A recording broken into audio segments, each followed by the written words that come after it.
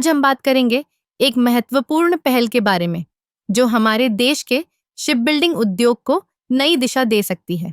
केंद्र सरकार ने 2000 करोड़ रुपए का बीमा समर्थन शिप बिल्डर्स के लिए पेश करने का निर्णय लिया है। यह कदम न केवल उद्योग को मजबूती देगा बल्कि हमारे समुद्री व्यापार को भी बढ़ावा देगा।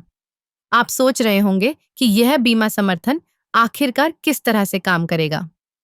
दरअसल यह योजना शिप बिल्डर्स को वित्तीय सुरक्षा प्रदान करेगी जिससे वे नए जहाजों का निर्माण कर सकेंगे। जब भी कोई नया प्रोजेक्ट शुरू होता है तो उसमें जोखिम होता है।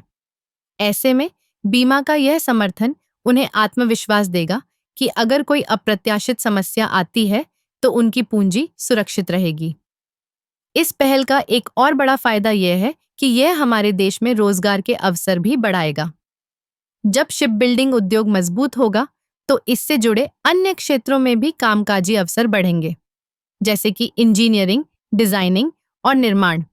इससे युवाओं को नई नौकरियों का अवसर मिलेगा और वे अपने कौशल को विकसित कर सकेंगे।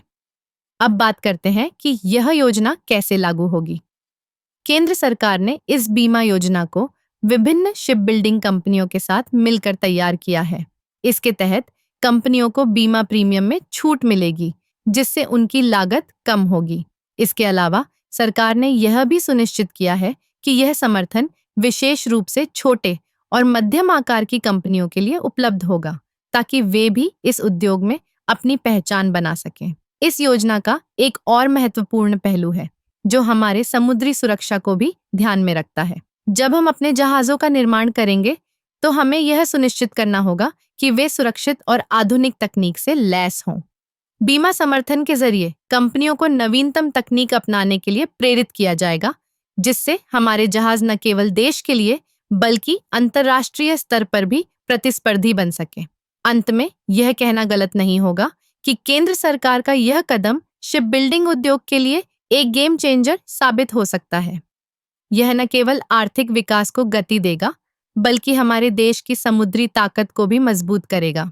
हमें इस पहल का स्वागत करना चाहिए और उम्मीद करनी चाहिए कि यह उद्योग को नई ऊंचाइयों तक पहुंचाएगी।